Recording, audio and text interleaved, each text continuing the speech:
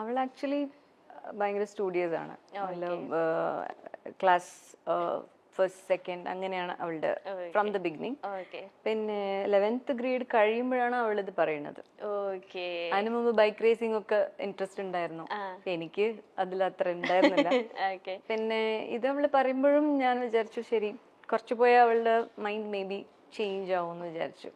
ഒന്ന് മെഡിസിൻ എടുക്കട്ടെ. അങ്ങനെ നമ്മള് വളരെ ഒരു എല്ലാവരും തിങ്ക് ചെയ്യുന്ന അങ്ങനെയാണ് തിങ്ക് ചെയ്യുന്നത്. പക്ഷെ അവള് അങ്ങനെയല്ല, ഭയങ്കര ലോജിക്കൽ പേഴ്സൺ ആണ്. കുറച്ച് entirely she's little different from. ഇപ്പം എന്താ നിങ്ങളുടെ ഇടയിലുള്ള സ്പേസ് എന്ന് വെച്ചിട്ടുണ്ടെങ്കിൽ മോള് അങ്ങ് ഉയരങ്ങളിലാണ് അല്ലേ? അമ്മ ഇവിടെ ഇങ്ങനെ ഷൂട്ടിന്റെ പ്രൊമോഷൻസ്, അപ്പം ഒരുപാട് ടൈം സ്പെൻഡ് ചെയ്ത വ്യക്തികളായിരുന്നു നിങ്ങൾ രണ്ടുപേരും അല്ലെ? ചേച്ചി ഒരു അങ്ങനെയായിരുന്നു. വൺസ് അവള് ഇതിന് തുടങ്ങുമ്പോഴേ കുറച്ച് ബ്രേക്സ് എല്ലാം ഞങ്ങൾക്ക് ഉണ്ട്, ഗ്യാപ്സ് എല്ലാം ഉണ്ടാവും. അവളുടെ പിന്നെ അവളുടെ ഫ്ലൈയിങ് സ്കൂൾ ഫ്ലോറിഡയിലായിരുന്നു. അപ്പൊ ഒരു 1.5 കൊല്ലം ഇങ്ങനെ കുറച്ചായിട്ട് അവള്. അപ്പൊ ആദ്യത്തെ ഗ്യാപ്പ് വന്നപ്പോ തൊട്ട് എങ്ങനെയാണ് അത് ചേച്ചിയിലേക്ക് നല്ലോണം എഫക്ട് ചെയ്ത് കാണുമല്ലോ, നിങ്ങൾ രണ്ടുപേരിലേക്ക് എഫക്ട് ചെയ്ത് കാണും. എങ്ങനെയാണ് അതൊന്ന് മാനേജ് ചെയ്തെടുത്തത്? ഫസ്റ്റ് അവള് ഗ്രൗണ്ട് കോഴ്സ് വന്നിട്ട് ബാംഗ്ലൂരിൽ ചെയ്തു. അപ്പം ഞാൻ എല്ലാം പാക്ക് ചെയ്ത് ഞാൻ അവിടെ പോയിട്ട് സെറ്റിൽ ആവാൻ വേണ്ടി പ്ലാൻ ചെയ്തതാണ്. Just 3 months course. ഞാൻ പറഞ്ഞു 3 months അവള് ഇല്ലാതെ എനിക്ക് ഇരിക്കാൻ പറ്റില്ല, അവൾ എവിടെ പോയാലും ഞാൻ പോവും. അവിടെ ഒരു കിച്ചൺ സെറ്റ് ചെയ്തിട്ട് ഞാൻ എവിടെയെങ്കിലും സ്റ്റേ ചെയ്യുമെന്ന് പറഞ്ഞിട്ടാണ് പോയത്. പക്ഷെ അവള് ഭയങ്കര കോൺഫിഡന്റ് ആയിരുന്നു.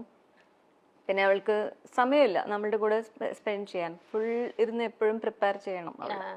അപ്പൊ അങ്ങനെ ആകുമ്പോൾ ഒരു 1 month ഞാൻ അവിടെ ഉണ്ടായിരുന്നു. അത് കഴിഞ്ഞിട്ട് എൻ്റെ ഒരു ഫാമിലി ഫ്രണ്ടിനും പിന്നെ എൻ്റെ കസിനും ഉണ്ടായിരുന്നു, അവരുടെ വീട്ടിലായിരുന്നു അവള്. So she manage those 2 months. അപ്പോഴാണ് എന്താ പറയാ, കുട്ടികൾ നമ്മളെ പാരന്റ് ആയിട്ട് വളർക്കുകയാണ്. I raised her as a child and she raised me as a mom.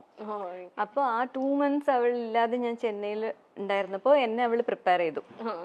അപ്പൊ എനിക്ക് ഒരു കോൺഫിഡൻസ് വന്നു, ശരി അവള് ഫ്ലൈയിങ് സ്കൂളിൽ എവിടെ പോയാലും she can manage on on.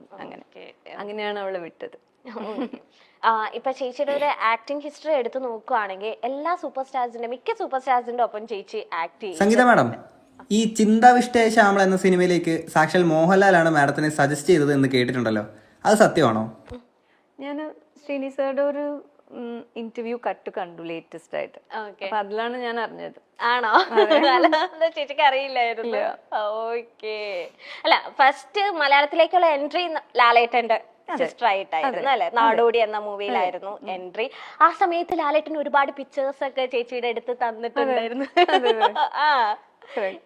സെറ്റിലുള്ള pictures ആണോ, സിംഗിൾ പിക്ചേഴ്സ് ആണോ? അല്ല, അത് ആക്ച്വലി ഷൂട്ടിംഗ് കൊടൈക്കനാലിലായിരുന്നു. അപ്പൊ വളരെ ബ്യൂട്ടിഫുൾ അറ്റ്മോസ്ഫിയർ ആണ്. അപ്പൊ മോഹിനി ചേച്ചിയാണ് അതില് ലീഡ്, ഫീമെയിൽ ലീഡ്. അപ്പൊ ലാൽ സാറിന്റെ ഫോട്ടോഗ്രാഫി ഇൻട്രസ്റ്റ് ഉണ്ടായിരുന്നു തോന്നുന്നു. സോ എല്ലാവരും എടുക്കുകയാണ്. അപ്പൊ എനിക്കും കുറച്ച് എന്റെ കാൻഡിഡ് പിക്ചേഴ്സ് ആണ് കുറച്ച് കിട്ടി. അതിപ്പോഴും സൂക്ഷിച്ചു വെച്ചിട്ടുണ്ട്.